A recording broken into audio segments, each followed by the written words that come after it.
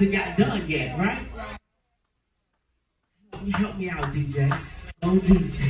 But that's my DJ. Yeah. Just stand on your feet real quick. If you know he's able. Yeah. Go ahead and put your hands together real quick if you know he's able. We ain't gonna stay here too long. I just feel like we gotta give God he's able, right? Yeah. He's still able. Yeah. He's able. Hey, Robo Sunday. He's able. Yes. And he does. Now do one more thing. He's able.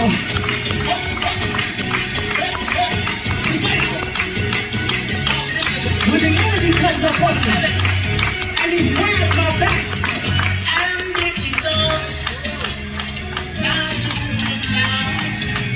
he's still able. So that means when the enemy is attacking you, you hold your back. If God don't save you right there, you can praise him because he's still able. That means stay right there just a little bit longer. Help is on the way. If he does, not to now. Yes. You know that feeling when you say, God, you better never see another me right now. How about you praise him because the God is still able. Yeah.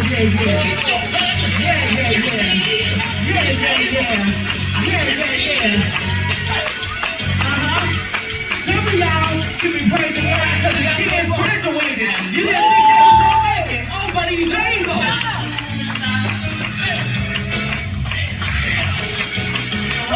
The kind of God we serve. The kind of God we serve. The kind of God we serve.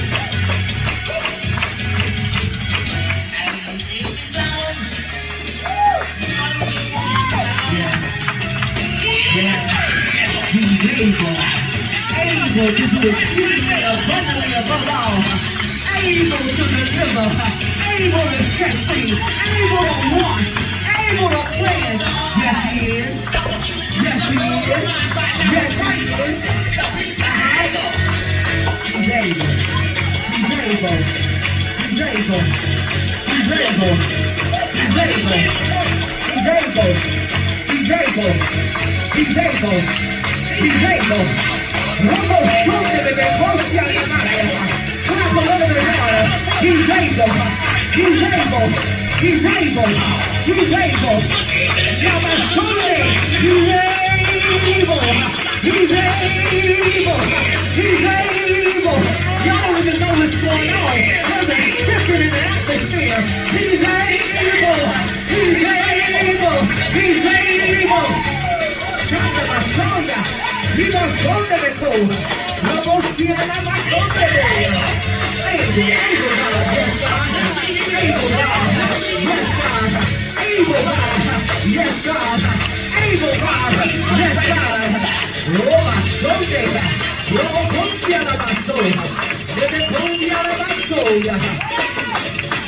Come on, we on the track.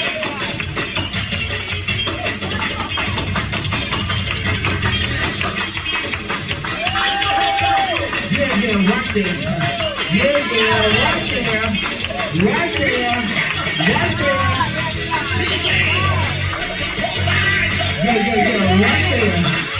Right there. Right there. Right there. Right there.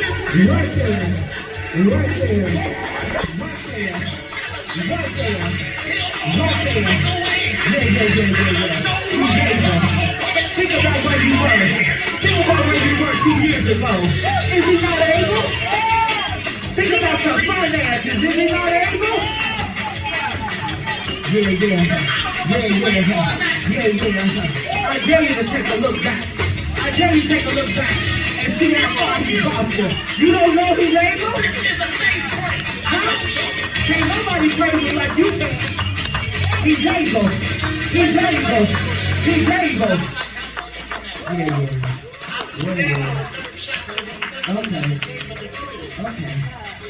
Okay. Go ahead. You can have this one. I just felt like we had to give God a a praise real quick because he's able. He is so able. I am reminded, I took a look back at this month, and when Pastor came at the beginning of the month to give us the message, and he said, rise up and pursue God. Right? And I was like, okay, you know, that was a charge that was given to us. We know that this is the year God is aligning us. So if you've been paying attention, everything that's been coming across the pulpit has been a charge and instructions, right? To get us in alignment, right? Because we're going somewhere, right? So when Pastor had gave that message, when God gave that to him to give to us, I don't know about you, but I felt the charge. But then immediately following that, Pastor Renee mounted the pulpit, and can somebody have in my Bible? Pastor Renee mounted the pulpit, and she began to preach to us about Rizpah. Y'all remember that? That message was off the chain. I ain't never seen a branch brought into the house of God that big in my life. And she came and she added to the pursuit, but there was a shift in the atmosphere. If you really paid attention, there was a shifting in the atmosphere from rising up and pursuing God to when Pastor Renee came and gave us the power of a focused life. And she used Rizpah, getting on her post and guarding her sons against the fowl of the air and the things that creep in the night. And she gave a powerful demonstration of what it should look like for us to protect, even in death, even unto death, the things that belong to us. I said, okay, God, right there was a shift. I said, you shifted from pursuit to warfare. And God began to minister to me. He told me that. He said, just wait a minute, because it's all going to make sense in a minute. And then shortly after that, Leader Sean came and she ministered to us, and she gave us, she told us to go through the process. Right? She talked about the 3 Hebrew boys and when they got through in the fiery furnace, and how even when things come upon you that may look like it's going to destroy you, you still have to keep your faith. Right? Because you have to go through the process. You have to see that thing through all the way to the end. And sometimes you're left with a cliffhanger. Because it's like, to the end of what, God? Because the way my life been shaped up and the way things been going for me, what is the end? Right? So I said, okay, God, that's real good. And I said, God, you know, I have to mount the pulpit on the 26th, so what you gonna be talking about? You know, that's me and God's relationship. That's how I got to talk to him sometimes. Like, what's up, let me in? You know? What's the word? Like, don't let it be a surprise to me and the people the day of. Let me in, okay? But God know I can't really keep secrets sometimes, and he tells me something, I'll be ready to run and tell it. But he told me that he was going to tell me why we have to go through the process. Like, we're going to lift up the cliffhanger, right? You know how you read have you ever watched a series of a movie, and it's like this episode before the last episode, before the season is about to be over, and it's real good. You're like, oh, I can't wait till the next season, till the show come on, and then the next season come on, but everything, they don't tie up all the loose ends. Right? That's how sometimes when God is preaching and he's mounting upon something, when God is giving a word through his ministers and he's mounting upon something, it's like a cliffhanger. But today we're going to tie up a couple of loose ends. Okay? God, because God, he doesn't want us to be ignorant concerning anything. And just by, you know what, don't even raise your hands, I'm just going to say it. I don't know about you, but I've been going through a whole lot of things lately. And it seemed like it's been a lot of pressure. And I'm like, God, I'm coming after you. You know, I'm pursuing you. You know, I want you. I want purpose. I want destiny. I'm aligning myself. Whatever you tell me to do, God, I'm pretty much trying to do it. You know, I'm like, so why is all of this stuff going on? Why is so much opposition? So then God took me to the book of Job. Now, I love the Old Testament. Right? Love it. But the book of Job, when I first read it, the very first time I read it, it threw me off a little bit because it was so long. I was like, God, how long, how many chapters did this man suffer? It's about 42 chapters. I said, Lord, in my brain, that's like ever. He suffered ever. I got so tired, I don't want to read this no more. You know, so I had to put it down and walk away and come back and walk away. But this time God took me somewhere specific, and he took me to Job chapter 2. And I'm going to start at verse 1, and I'm going to read down to verse 6. May I have that glass of water, please? Thank you. But,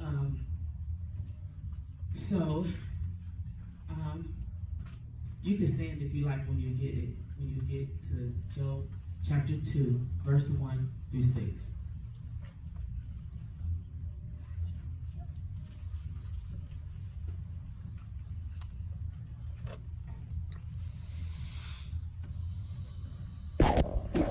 Everybody got it?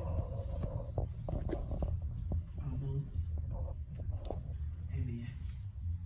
Again, there was a day when the sons of God came to present themselves before the Lord, and Satan came also among them to present himself before the Lord. And the Lord said to Satan, "From where do you come?" So Satan answered the Lord and said, "For going to and fro on the earth, and for walking back and forth on it." Then the Lord said to Satan, "Have you considered my servant Job, that there is none like him on the earth, a blameless and upright man, one who fears God and shuns evil? And still he holds fast to his integrity, although you incited me against him, to destroy him without cause." Satan answered the Lord and said, "Skin for skin. Yes, all that a man has, he will give for his life. But stretch out your hand now and touch his bone and his flesh, and he will surely curse you to your face." And the Lord said to Satan, "Behold, he is in your hand, but spare his life." Amen. Father God, right now we come to you as humble as we know how. God, we know your word is blessed, Father God. Lord God, I pray right now that you allow me to decrease and you increase, Father God. Speak the word that you have on today, Lord God. Not Debbie, but you, Lord. Father God, I pray and I ask right now that our ears be open, Father God, and our hearts be open to receive what it is that you have to say on today, Lord God. It's in Jesus' precious name we pray and we say, amen. Amen. Okay, so where we pick up in the account of Job, this is the second time that the enemy has gone to God to let him know, like, yeah, you know, y'all got to excuse how I'm about to break this down. When I read the word, this is how I hear it in my head, okay?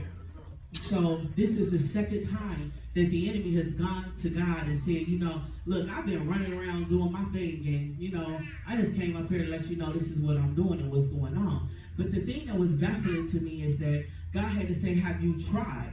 There was no conversation in there where the enemy has actually said he was successful at getting anybody, right? He didn't say, well, he said I was walking to and fro, seeking who I could destroy. He was seeking. And he didn't say he found someone, right? So that right there lets me know that what we say all along, the devil don't got no power. Because if he did, the second time he went to God, now this your second time walking through the earth and you still ain't found nobody? I just pointed that out to myself, right? So then, you know, God had started to brag on Job again. Now, we all know the first time that the enemy went to God and he asked, you know, he was saying he was seeking somebody to devour. God offered Job up. He said, go ahead. You know, he was like, try him. You know, he's faithful. He's devout. He has integrity, this and that, the third thing. So the first wave of attack from Job was to take all of his stuff. He's like, yeah, if you take his stuff, you know, he gonna curse you. He gonna get mad. He gonna start talking reckless. So what does that look like for us? Now, this is what I learned. When the enemy is going after you, because see, I love warfare, right? I study warfare because we know that in this life it's all about warfare. We know we have to fight. We know we have to fight the good fight of faith, right? So when the enemy comes and do stuff, it's to mess with your faith, right? So when he begins to take your stuff, that's messing with your faith. Because in the beginning, if you've been with and walking with God and you've received things in your head, you'd be like, well, God, I got this because I work. God, you blessed me with this, so why now is this being taken from me? See, there's something in between there. Okay? There's something in between there. The enemy is coming to cause pause. I'm going to leave y'all with a couple of cliffhangers, and I promise I'm going to come back and tie bows and pause right there. Just know that the enemy is coming to do something between you and God when he comes and takes your stuff. He ain't trying to rob you of your faith. That's not his end goal. Because we always say what? The enemy comes to what? Kill, steal, and what? Destroy. Okay? Why does it say kill, steal, and destroy? There has to be a difference between killing and destroying. That's right. Right? Y'all ever think about that?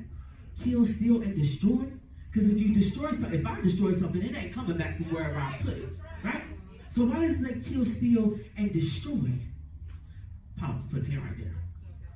Okay? Hold on to that. So they continue on this conversation. Job went, the enemy went, attacked Job, took all his stuff, his children, his oxen, all his money, everything, took everything that he had. But Job responded in a way that was shocking to me. The Lord giveth and the Lord taketh away. Who says that? Right? Like, your children, your stuff, who says the Lord giveth and the Lord taketh away? Right? Because, see, Job had a revelation of something, I believe. He had a revelation of who God was. He had a revelation of that it wasn't by power nor by might, but by his spirit. And God can do whatever it is that he wanted to do. Right? Job had a revelation. Right? And Job had a relationship with God. Because you can't live like that without having a relationship with God.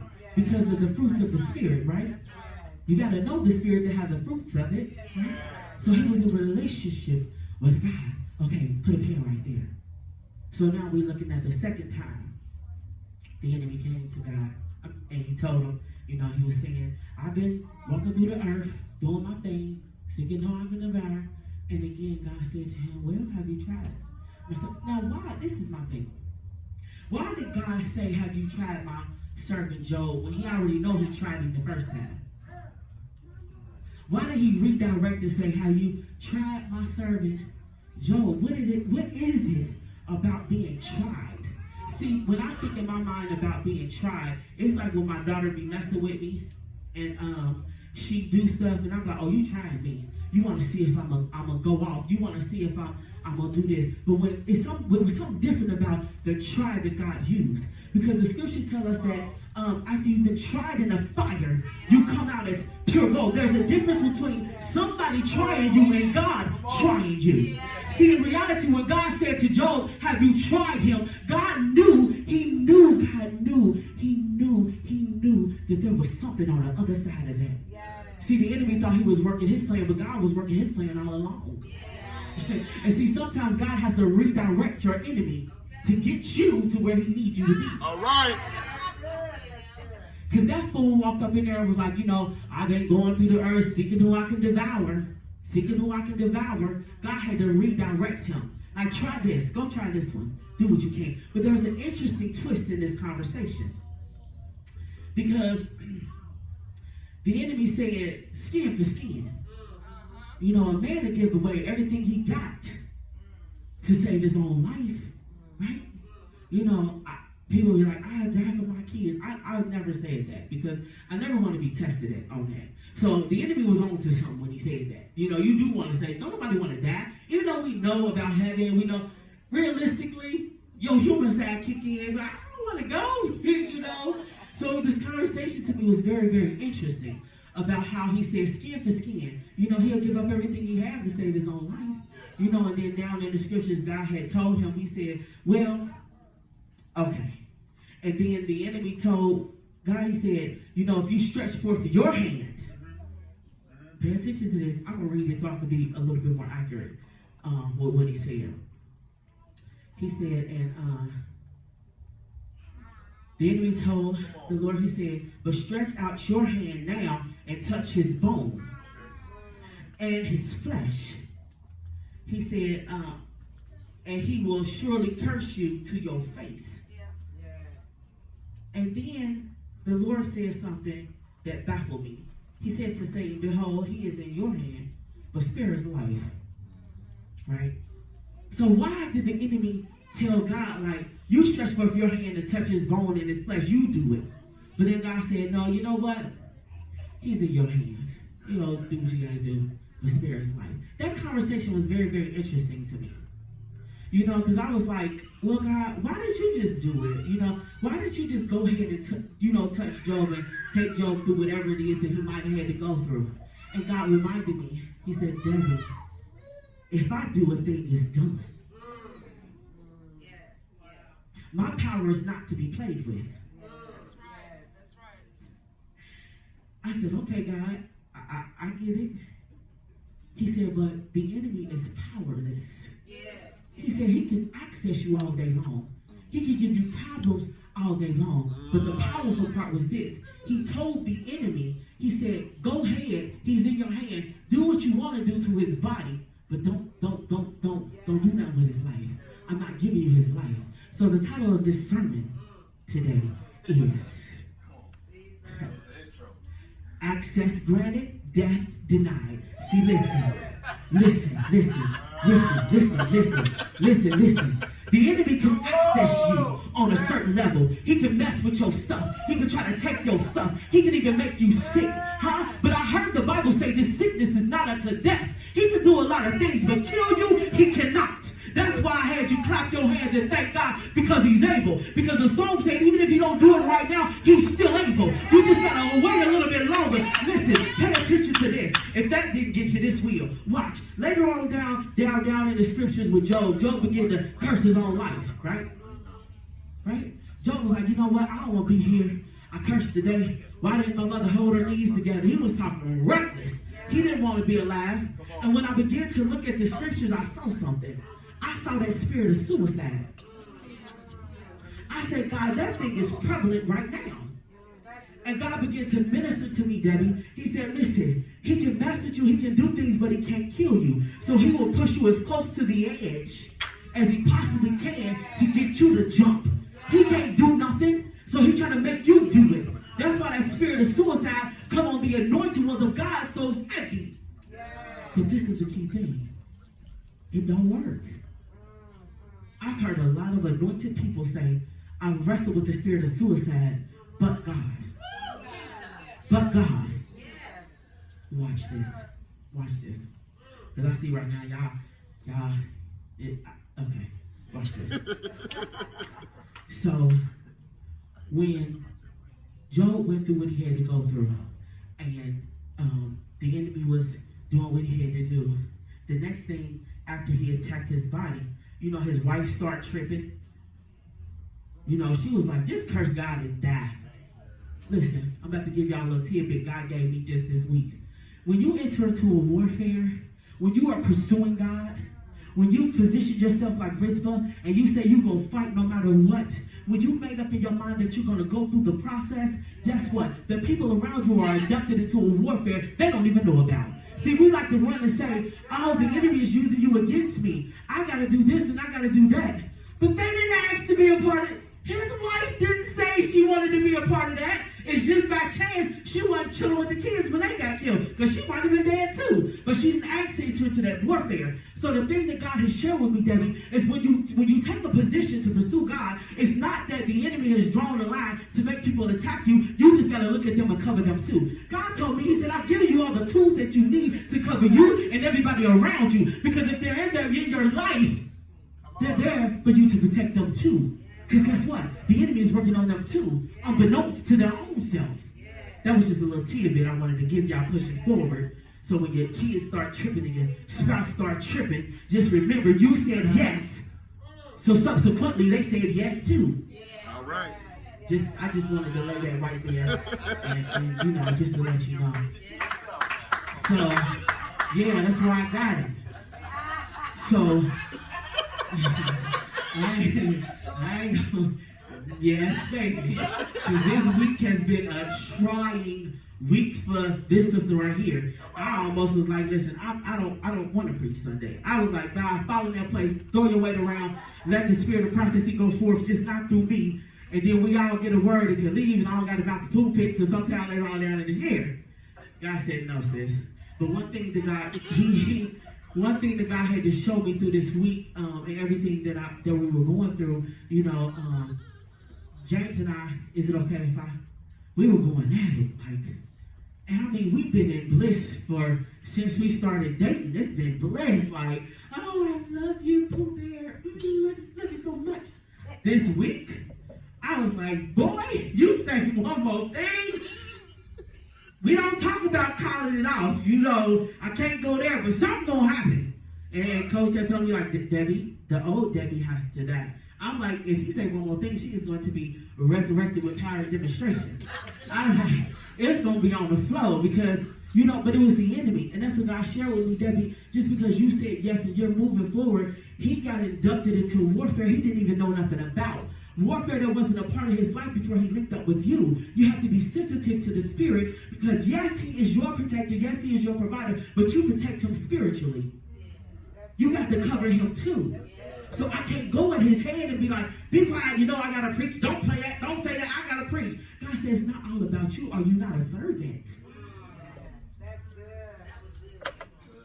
Okay, so back to Job. Off of me. Thank you, God. Back to Job. Off of me. Right? So the next thing that came, and this is how the enemy attacks too. When it got you down, right? And your mind is going to a blank space. Because sometimes you get so deep in warfare, you get so down and depressed, your mind just goes completely blank. You don't got nothing to say. You don't want to talk to nobody. You ain't got nothing. You don't want. And then here come people. Watch this.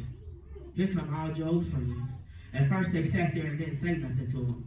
But when they started talking, it was like, not only am I not contending with the enemy because my flesh is falling off, now I got to match wits with you because of the stuff you saying ain't got nothing to do with what I'm going through right now, right? You know how it is, that girlfriend that you call, right? Because you just want to talk about what's going on in your life and what, the warfare you want. And then they start giving you advice that's totally off the wall. And you're like, where did that come from? Right? You're trying to seek help from your friends and they come to see about you because you ain't came to church Sunday. You wasn't there Wednesday service. So they call you on Saturday, girl, I'm about to come over there, we're going to go out to eat. And they come and you be like, you should have stayed where you was at with that little $5 meal. You shouldn't even came over here, right? This is what Job was going through.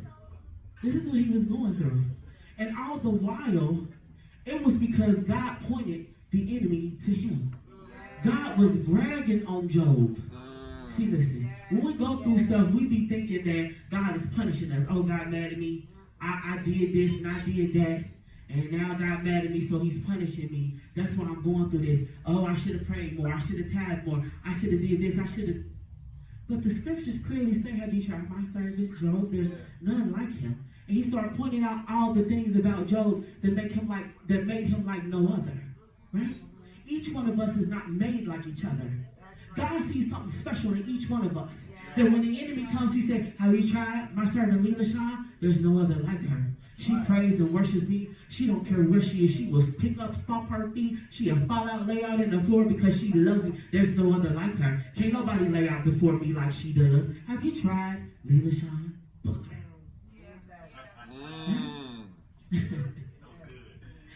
Oh, God. You know how stuff, when they want to check to see if something's real or authentic, they say check the watermark. You have a spirit mark. And the enemy comes to check it every once in a while, to check the authenticity of your Holy Ghost. Everybody running around speaking in tongues all the time. Something go down. Rama, Zima, Kiko, Shata, Iba, Soto. The enemy comes to check that. He comes to check that watermark. He comes to check that spirit mark to make sure you are really where you say you are, who you say you are. Yeah, we're going to walk this thing down real gentle today. We're going to walk it down real gentle. So I felt like that was really good to me. To know that God is in heaven, and when the enemy comes to attack me, it's not because God is mad at me. You know what I'm saying? Because if God really wanted to kill us, why wait till the rapture and the end of the world to, you know, he said he was going to separate the wheat from the tares. Why wait? He could do it now. Right. So that changed my whole mentality about trials and tribulations. God is in heaven bragging on you, saying, no matter what you do, she's still going to be with me. He's still going to be with me. We are in a relationship, and you cannot watch this. Listen, I'm going to give you this tidbit. The enemy went to God twice. And it didn't say nothing else about him going back to God after that, right? The enemy only got 2 rounds in a fight to get you. What he's trying to do is bring division. 2 represents division, divide. He's trying to tear you apart from your relationship with God. And he only got 2 rounds to do it. If you would just hang on for those 2 rounds in a fight. Have you ever watched boxers go at it? And they got 12 rounds to go, right? And then the first round, they're all cute. They ain't started sweating yet, right? And they bouncing around the ring. If they really, really smart, they ain't bouncing, they rocking. Because if you bounce, you wasted too much energy, right? So you got to steady yourself in that thing, huh? So you don't break a sweat too early because you got 12 more rounds to go, right? You done had your training, you done had your conditioning, you done had your training, you done had your training. You done had your conditioning. Life has trained you for the things that the enemy do. You have been conditioned to go through the things that the enemy trying to take you through. Why? I'm going to get to that, but let me work on this. The enemy only got 2 rounds. If you could steady yourself, if you could steady your mind, God said, I will keep your mind in perfect peace if you keep your mind on me. How much are you reading your Bible to get through this fight? Huh? Do you turn on the TV? Do you get on Facebook? Do you talk to your friends? Do you go for a long walk in the park by yourself playing Pokemon? Or do you get in the Bible? Yeah, I did it. Do you get in the Bible? Do you read your Bible to check your mind so God can keep your mind in peace when all your stuff get took? Man, I am giving y'all some nuggets right here. I'm telling you what I'm telling you is going to help you bust the devil's head open, right? So then the second round guy went a little bit higher because now he's sick in his body. Huh? He's sick in his body. I've been there.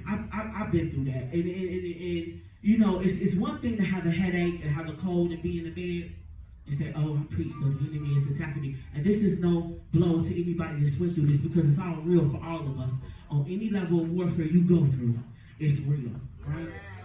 But I remember when I had a bout with cancer.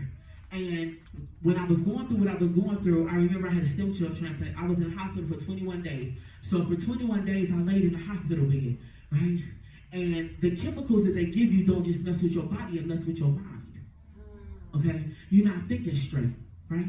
You can't think in your logical mind and process things the way that they're supposed to be processed. Watch this. So I stayed in that bed for 21 days. They were giving me drugs I couldn't pronounce. My skin was burning off my body.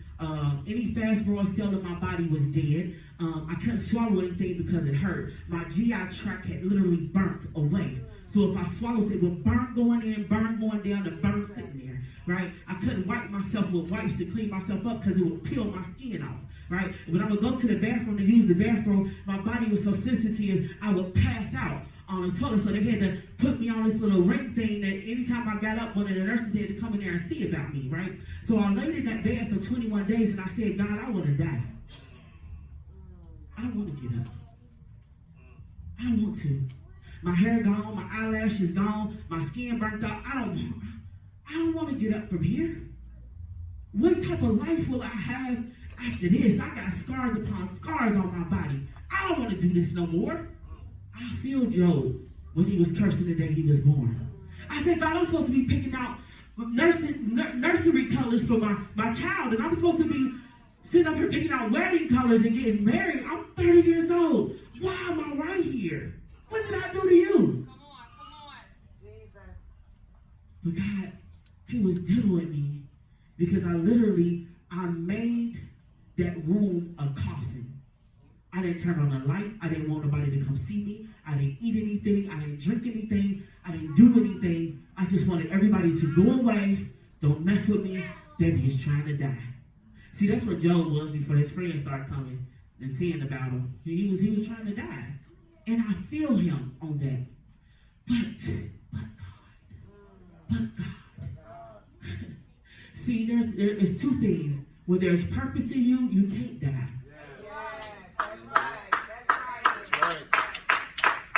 When there's purpose in you, you can't die. Right? When God wants to bless you, he won't let you die. There's a difference. There's a difference. Purpose won't let you die. Huh? Huh? A blessing, God, listen. I said, okay, God, I'm going to move forward. So when they told me, like, Debbie, you can get out the hospital and, you can go home. You're going to be a little tired. You're going to be a little weak. You're going to be a little this. I went home. I laid in the bed for about a day. And I felt sorry for myself. And all of a sudden, I turned the TV on, and there was Paula White. Now, this is when Paula White was Paula White. This was before she became, I don't know what's going on with her. But, when she was real, like with the short hair, when she was married to Randy, okay? And she got up there and she started preaching. She said, and she was just like this. So what? The devil tried to kill you. Stop licking your wounds and get out of the bed and serve God, praise God. Because there's a purpose on your life. I was like, is she talking to me? And she said, yes, I'm talking to you. Get up. I was like, okay, God. I had to shake myself loose, right? I had to get up and do what I had to do. No hair, skin burnt off, no eyelashes. I had scars on my body, all of that. I had to get up and do what I had to do. Why? Because there was purpose in me, and God wanted to bless me. Right?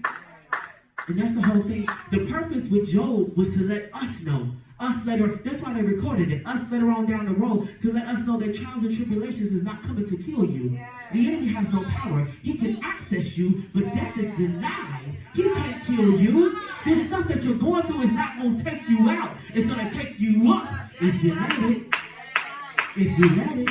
Imagine that. Imagine being in a river and all your issues and your problems is floating around you. And instead of it taking you under, you begin to mount yourself on top of it. Huh? Now you floating all your issues and your problems right to your destiny. What that look like? What would that look like? Right? The visual. So I can appreciate the fact that God was letting us know that when he told us at the beginning of the month to rise up and pursue him, he meant it. Because he's taking us somewhere. When he said, pick your battle post like Rizpah. Draw your battle line. Say what you ain't about to say. She wasn't settling for death. She wasn't settling for her children to be eaten by ravens and stuff. She wasn't settling for that. What are you not settling for that the enemy is trying to force feed you? Right? Right. And then when he said, okay, now after all of this, I just need you to go through the process. Because the second round between Job and the enemy, he was just going through the process. Literally, there was nothing he could do but go through. Right? How are you going through the process? Are you kicking, screaming, and complaining? Huh? Are you saying, you know what, I'm just going to take a time out. I don't want to do this. I don't want to do church. I don't want to do this. Or are you fighting your way through? This is what God shared with me to share with you, and I'm about to end it, but he told me to tell you this. The reason why you have to go through the process, and the reason why he told you that the enemy cannot kill you is because that should be enough for you to get through knowing that the end is not death, but life. Because after Job went through what he went through, the Bible says he got double for his trouble. Right? But God blessed him with double, more than what he had. It even went on to talk about the beauty of his daughters. Because they were more fair and beautiful than anybody in the land. You know what I'm saying? So this is what God said to me, for you who are going through right now. God said that on the other side of this is glory. He said, not only am I going to bless you 2 times, but everything that you lost, the house, the relationship, you know what I'm saying? The job, the money, the car, the this, the that, and you keep looking like, God, why is all of this stuff dwindling down? He said, because the way that I'm about to bless you, just like Job's daughters were declared the fairest in the land, he said, the way I'm about to bless you, people are going to look upon you and they're going to be like, that ain't nothing but God. It's going to be a drawing. Everything is about God. He said, the way that I'm going to bless you, it's going to be a drawing to me, because you're not going to be able to say, I work 12 hours, 6 days a week to get this. I don't think you're going to be able to say, but God. But God. He said, but I've got to take some things. I've got to move some things around. He said, I got to shake some things up. He said, because not only am I working on blessing you, I'm working on building your faith. I'm working on building your muscle. He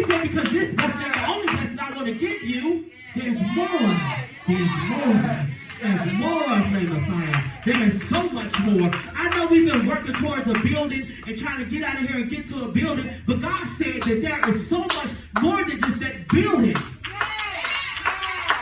He said, you have no clue where I want to take you. You can't lose wind right now. You can't lose wind right now. I know the kids tripping and too much things going on. You're moving around. Sometimes I look up and I'm like, God, I feel unsettled. I feel like I'm not settled. Like my stuff is everywhere.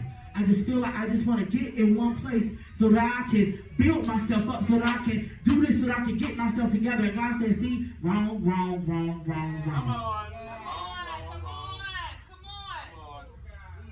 He said, you are not unsettled. He said, you've been planted. He said, you're not all over the place. He said, them are your roots stretching out. See, a plant don't grow up first, it grows down.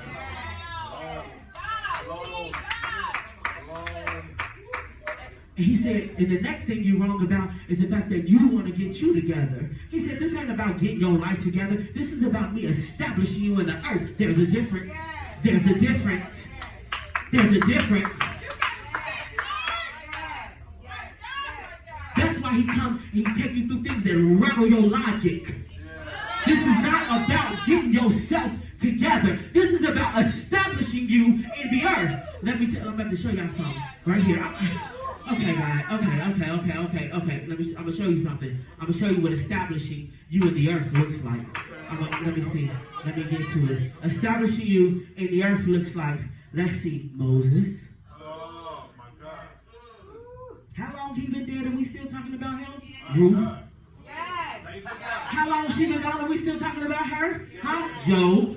Just preached about it. How long he been gone and we still talking? Established in the earth that your story will be told long after you gone. Y'all don't want to church it. It's cool. I know. Okay. Let me give you something gentle. We can get out of here. We're going to pray, stay in there, and walk out the door. I am talking to people who know that they have a destiny in God. God didn't call you out for no reason. He ain't call you out to be a regular saint. He ain't call you out to put pretty flowers on you, wear long skirts and the nails in the, this is for the women, the nails and the pretty hair, you cut, praise Jesus. He ain't call you out for that. That's a straight up killers. If you don't know that by now, that's why you're here. God is establishing you. Listen, can I tell you a secret? When they do all those cute conferences, oh, be like Esther. Oh, be like Ruth. Oh, be like this. Let me show y'all how gutter, I'm sorry for my slang, how gutter y'all pastor is. She didn't get up here saying be like none of them. She could have. She said be like Rispa. You think Rispa was taking baths in pretty flowery water, getting ready for the king? You think she was out gleaning in the field, waiting for her kids to be redeemer? No, Rispa took a stand. Like, that's why I don't need no man. I don't need this. I don't need that. All I need is what God gave me. My God-given right to protect was mine, and I'm going to protect it with all my heart. Now, that is a story to be told. Especially with what's going on in the world now. That's the story to be told. Don't nobody want to be cute all the time. Do you want to be together or established? Come on.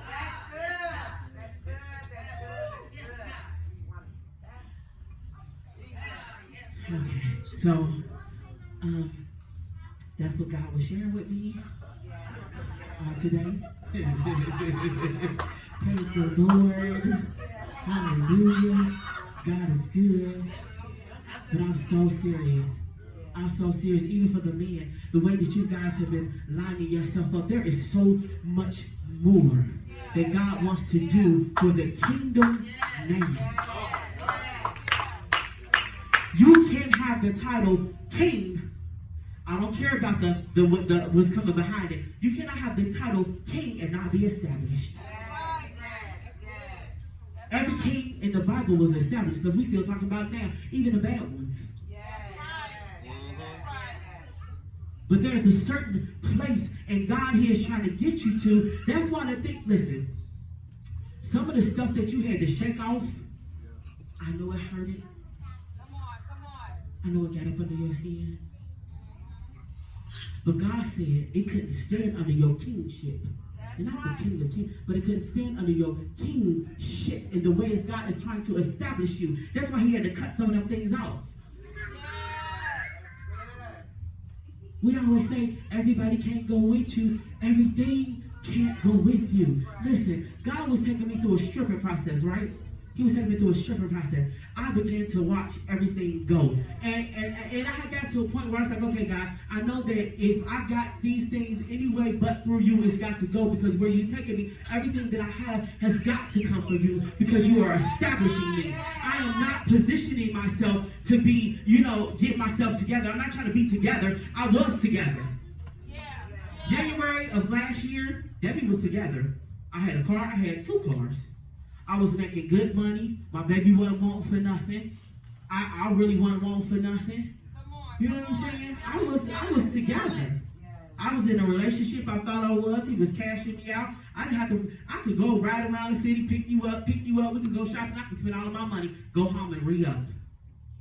I was together. But when God began to call me out, like, listen, Debbie, this is cheap what you're doing. Okay, you done made up in your mind that you got a little bit of power, a little bit of control, a little bit of influence, right? He said, but there's somewhere that I'm trying to take you. So when I began to follow God, when I began to rise up and pursue, there were some things that had to fall off.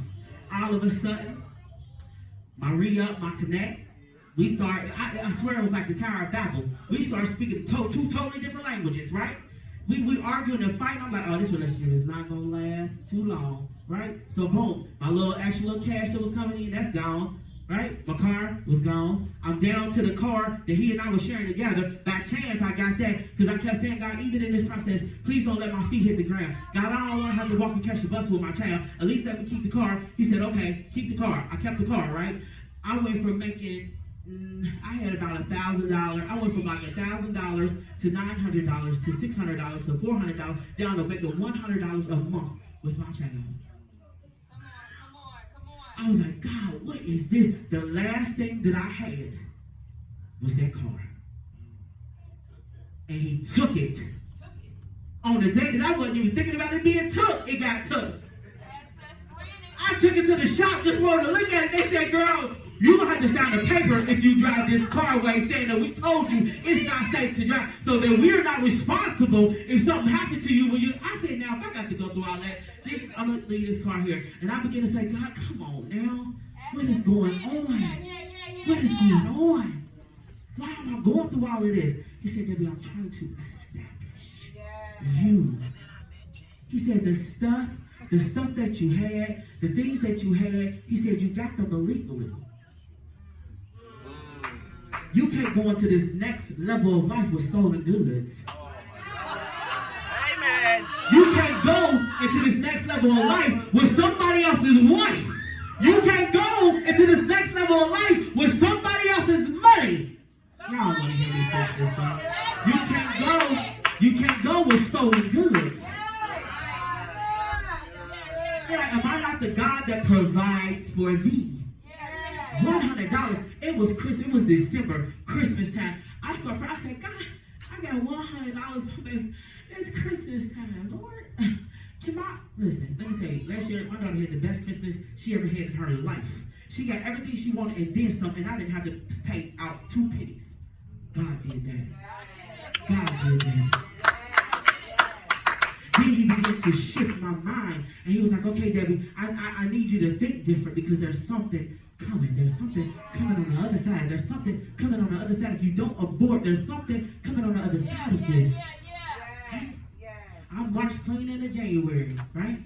I had to preach at the top of the year, right? I was busted, disgusted. I didn't know where I was going. I was fiddling around trying to see if I was going to get a house and where I was going to live. Right? I was ready to give up in the heat of the second round with the enemy. All of a sudden, I get a phone call from my son. I get a phone call from my son. My son's like, hey, Mama, I got somebody want to meet you. I was like, okay, son. I'm like, God, listen, I'm lonely. I lost everything. I can't focus. I can't function. But there was something on the other side. And God blessed me on the other side of that battle when I get the board with my soon-to-be husband. But listen, it's not just that. There is ministry for us. This is not illegal. He has the power and the authority to walk in my destiny with me. Amen. Last joker was trying to take me out on the left-hand side. The Hittites and Israelites and when the children, God told the children of Israel to go in there and utterly destroy everything, and they was letting stuff live, and them Hittites and all the ites raised up and started going against their head. God is trying to get rid of some Hittites and some Osmites and the Ishmaelites and the Othmites out of your life. That's why stuff is being stripped from you. I say to you right now in the spirit, let it go. Let it go. Let it go. Let it go. Let it go. Let it go. Right? That's probably not how the song goes, but at the end of the day, that's how it goes. God is trying to get you to a whole nother place. And that's just not for you individually. That's for us as a church as a whole. That's why God has been aligning his ministers together, right? That's why he's been doing things the way that he's been doing it, because he's establishing us as a church.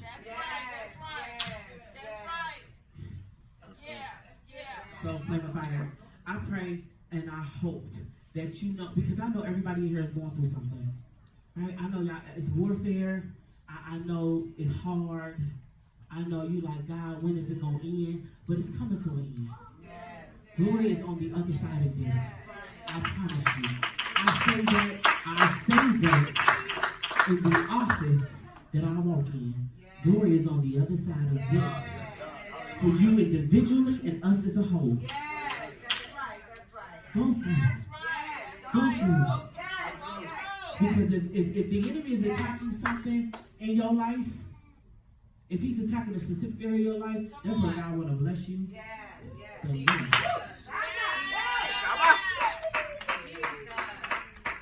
For me right now, it's my finances, and it was my relationship this week. So I know God is about to bless it, and he's going to literally blow our minds. Blow. Just blow through.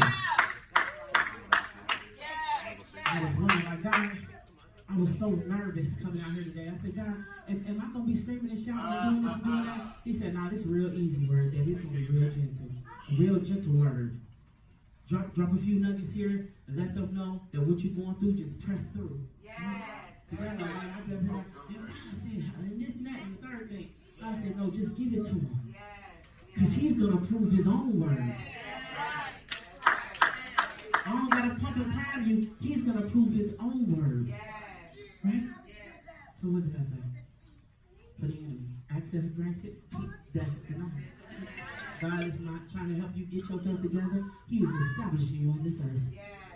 He is establishing you in this earth. Yeah. All right. And when I start talking, I do too.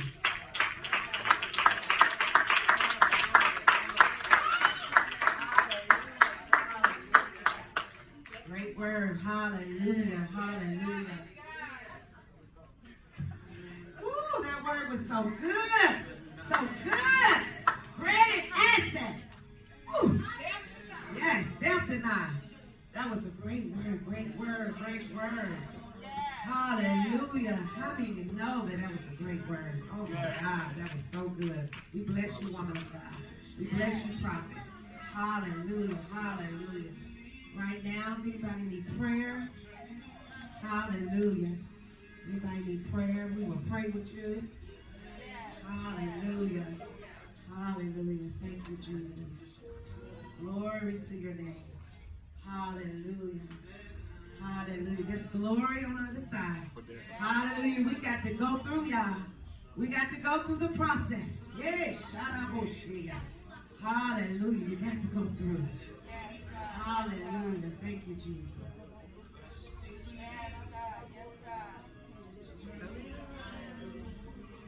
Altar is open. I need prayer.